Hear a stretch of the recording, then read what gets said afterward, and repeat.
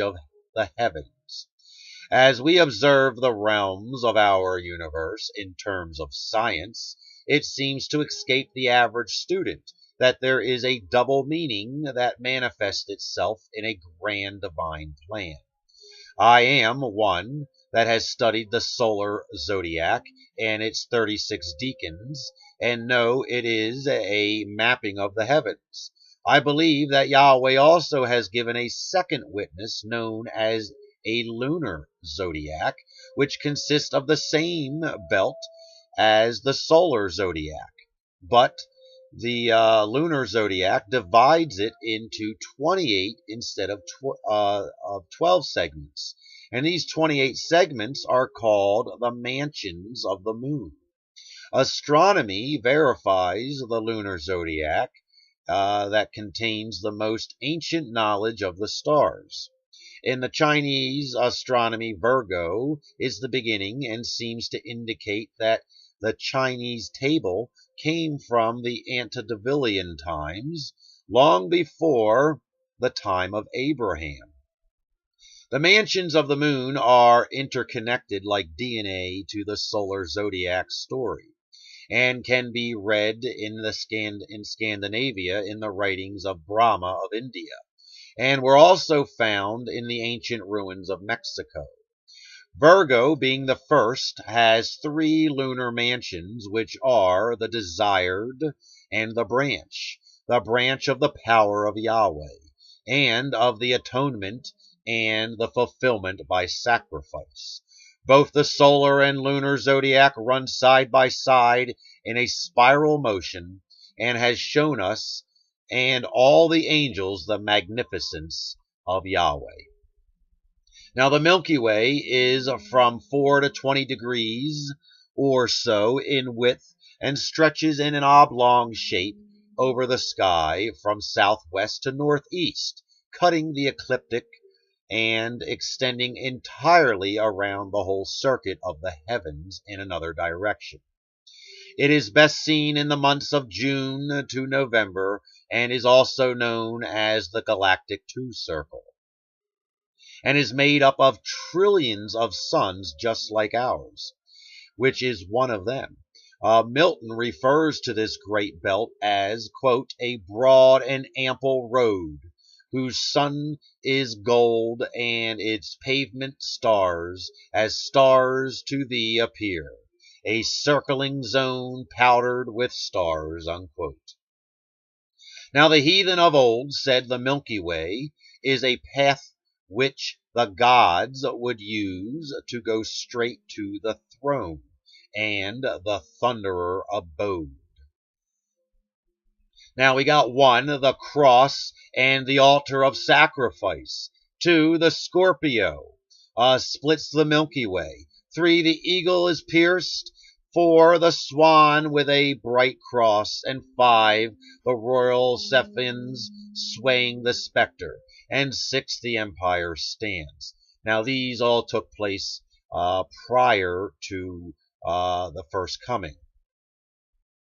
Now 7 is Caspisia, the woman Israel, the kingdom enthroned, the true church set free of its bindings and crowned with heavenly glory.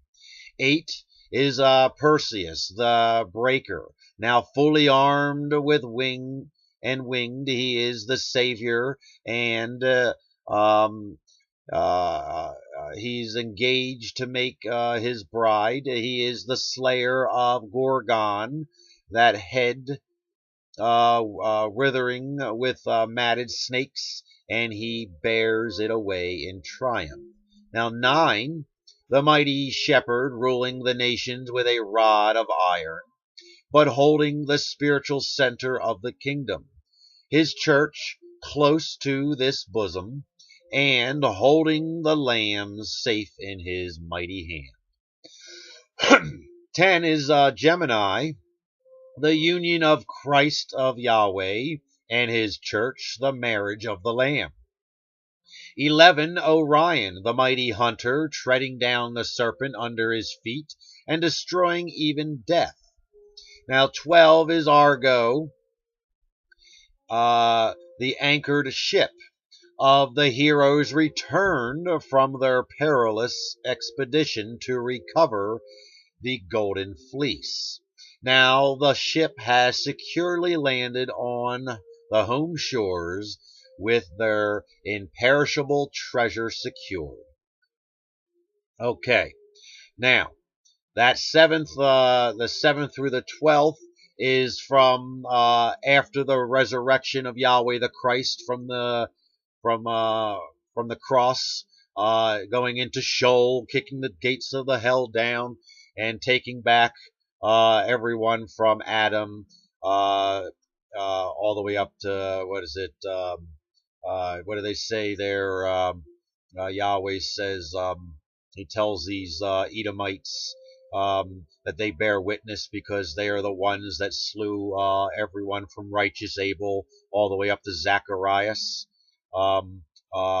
Between the altar. Well, here we go. So these last 6 refer to after the resurrection to the second advent. So now, one, we come to this understanding that 1, Yahweh made light and darkness. Okay. 2, we come to the understanding from light and darkness came the waters.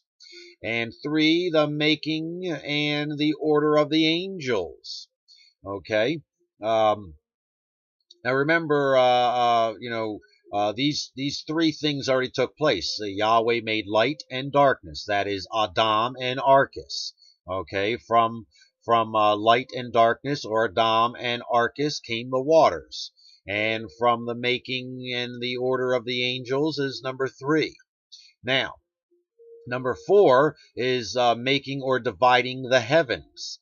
5, the formation of earth or planets and all that's on them. 6 is the air, and 7 is the luminaries.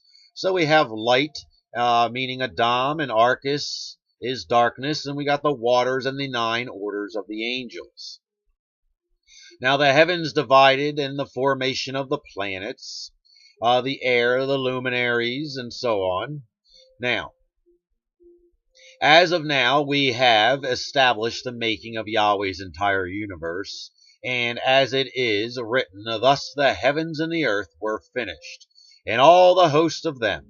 So, we will now cover a few things in the next chapter pertaining to the animal life and the Enosh from the 5th and 6th age creation, since I only briefly mentioned them. Now, I know you might be thinking, so what?